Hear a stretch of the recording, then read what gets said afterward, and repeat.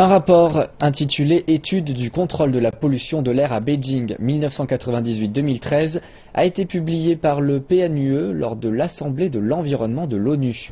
Il montre que les mesures mises en place par les autorités chinoises pour maîtriser la pollution de l'air ont porté leurs fruits. Les délégués du Bureau de la protection environnementale municipale de Beijing et des experts de l'université de Tsinghua ont rencontré les responsables du PNUE. Sous l'égide du PNUE, des experts internationaux et des scientifiques chinois ont travaillé pendant 2 ans sur le rapport. Entre 1998 et 2013, les autorités chinoises ont bataillé contre la pollution de l'air avec diverses mesures de restructuration énergétique, réduction de la combustion du charbon, limitation des émissions des voitures et instauration de quotas annuels pour les gouvernements locaux et les pollueurs individuels. La Chine a également revu à la hausse le montant des amendes pour les entreprises violant les normes de la pollution de l'air. Ainsi, les concentrations des principaux polluants, dioxyde de soufre, dioxyde d'azote et microparticules, ont respectivement diminué de 78,24 et 43%. Roquebin, expert de l'université de Tsinghua, confirme que la pollution de l'air a bel et bien diminué à Pékin.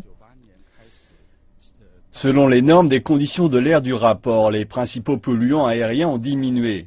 La pire époque en matière de pollution de l'air à Beijing a été la fin des années 90.